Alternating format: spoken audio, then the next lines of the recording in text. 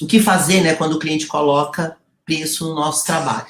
Primeiro, que o cliente tem as expectativas dele e ele tem o jeito dele de pensar e ver a vida.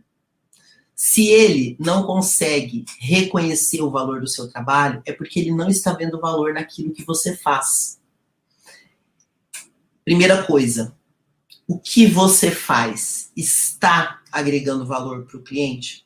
Talvez ele não está vendo valor nenhum no que você está fazendo. Não quer dizer que você não seja bom, mas na visão do seu cliente, você não tem valor.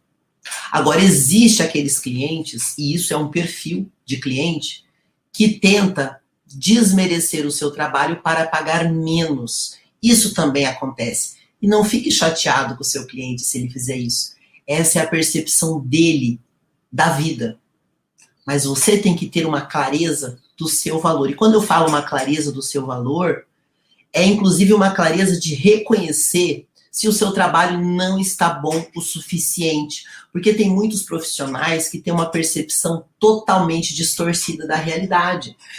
Como que eu sei disso, gente? Eu tenho funcionários, eu tenho clientes, e a gente vê nas empresas o comportamento de alguns funcionários, de alguns prestadores de serviço, e é importante que você olhe também isso. E se você não tem certeza, eu sugiro que você comece a entender o processo de vendas.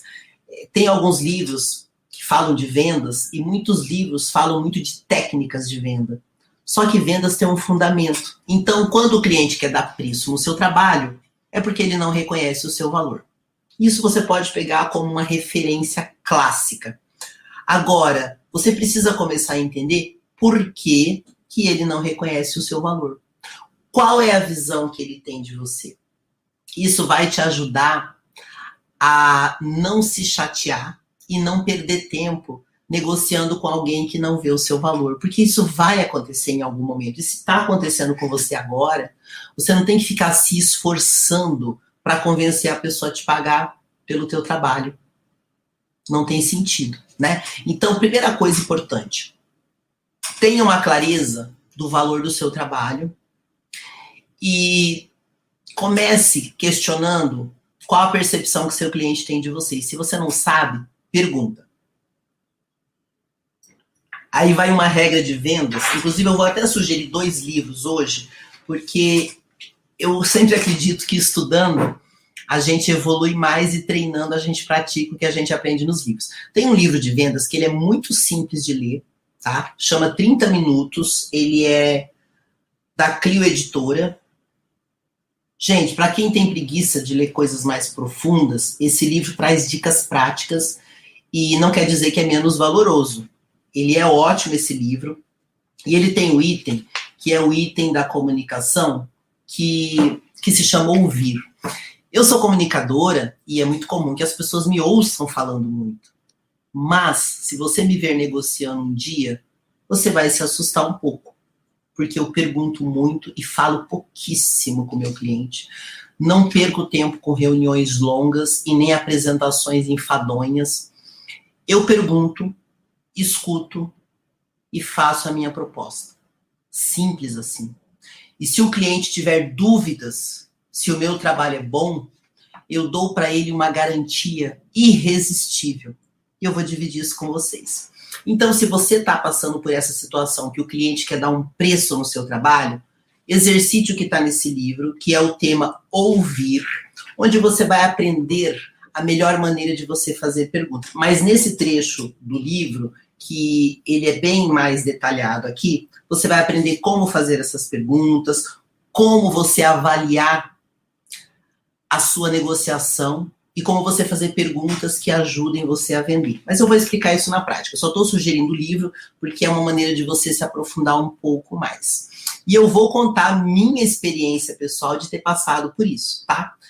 Quando eu cheguei em São Paulo, eu comecei a fazer locução em São Paulo em 2005. Então, imagine o cenário. Em Curitiba, eu fui diretora e produtora de TV. Então, lá em Curitiba, eu era extremamente respeitada como profissional da televisão. E quando eu vim em São Paulo, eu tinha uma proposta de trabalhar na televisão, mas como funcionária.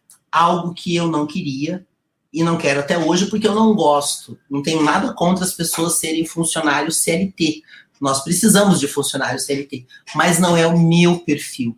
Eu não gosto de trabalhar por hora, eu gosto de trabalhar por projeto, por isso que eu funciono bem autônoma, ok? Bom, eu cheguei em São Paulo em 2005 e vi que cada portinha de loja tinha um locutor. Eu tô falando da locução porque essas lives são muito voltadas para locutores, mas serve para qualquer tipo de serviço, tá? Bom, eu conversei com alguns locutores e descobri que os cachês que se pagavam para os locutores era R$70. Era a média, tá? Em 2005 era a média. Hoje é 200. Naquela época era 70. Aí eu fui deixando o meu contato e uma pessoa entrou em contato comigo. Esse cara que entrou em contato comigo era um agenciador. O cara não me conhecia, o cara nunca tinha me visto. Logo, ele sabia que eu era uma pessoa procurando trabalho, uma desempregada. E eu não sei qual foi o pensamento que ele teve de mim, mas o valor que ele me deu no trabalho foi R$40. Ele falou, te pago R$40. Eu não conhecia ele, eu não tinha a menor ideia. Eu falei, eu vou pelos R$40 para ver como é o trabalho. Eu fui. Fiz o trabalho para ele, claro que ele gostou de mim, porque eu tinha um trabalho com uma qualidade muito boa, e por R$40 ele tinha acabado de achar uma pérola. Tudo bem. Só que eu sabia que ele estava me pagando bem abaixo do mercado. E eu vi que ali não ia funcionar, eu não ia crescer ao lado daquela pessoa. Bom, eu comecei então a fazer outras locuções de R$70. Aquele cara que me contratou por R$40, ele só viu em mim o valor de R$40. E eu não tinha estrutura naquele momento, naquela condição, para ter um valor maior diante dele. Bom, aí eu fui para os cachês de R$70. Em pouco tempo eu já estava cobrando R$120. Agora você pensa bem, se a média dos cachês eram R$70 e eu cobrava 120, uma pessoa que não conhecesse o meu valor me contrataria? Provavelmente não.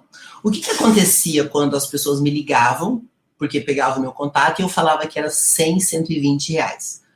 Ah, mas é muito caro. Talvez você está ouvindo isso do seu cliente. É muito caro. Aí eu vou falar do livro aqui para você começar a negociar com o seu cliente. Já vou chegar nessa parte do livro. Então, o que eu entendi? O cara não me conhecia, não via valor no meu trabalho, mas eu podia fazer uma coisa diferente. Ao invés de baixar o meu cachê para R$70 e trabalhar dentro do mercado, eu fiz diferente. Eu falava assim, olha, vamos fazer o seguinte, eu não trabalho por R$70, mas eu vou na sua loja um dia fazer a locução. Se você gostar no final do dia, você me paga R$100. Mas se você não gostar, você não precisa pagar nada. Eu não perdi tempo tentando convencer o cara de que ele deveria me pagar mais e também não fiquei chateada pelo fato dele querer me pagar menos, porque essa era a percepção dele. Qual era a minha percepção naquele momento? Eu poderia dar um resultado melhor para ele do que os meus amigos de R$70. Bom, com essa estratégia simples, eu comecei a abrir muitas empresas, muitas lojas naquele momento, que me pagavam 100, R$120 e ainda pediam para eu arrumar locutores para elas caso eu não pudesse ir. Por quê? Confiança. E nada substitui a confiança. Não é o valor, é a confiança. E se por algum motivo o seu cliente quer te pagar o que ele acha, é porque ele não vê valor em você, ou porque ele não confia suficientemente em você, ou porque literalmente ele está usando você para ter algum benefício a mais. E não tem nada de errado nisso, gente. Nós estamos no mundo dos negócios. E isso acontece. Agora, como você lida com a situação? Em vez de você baixar o seu preço, ofereça algo a mais, uma garantia a mais, um benefício a mais, porque nada substitui o benefício que o seu cliente pode ter com você. Aí a coisa muda. tá certo? Então, pode ter certeza que isso vai fazer você virar o jogo na sua negociação.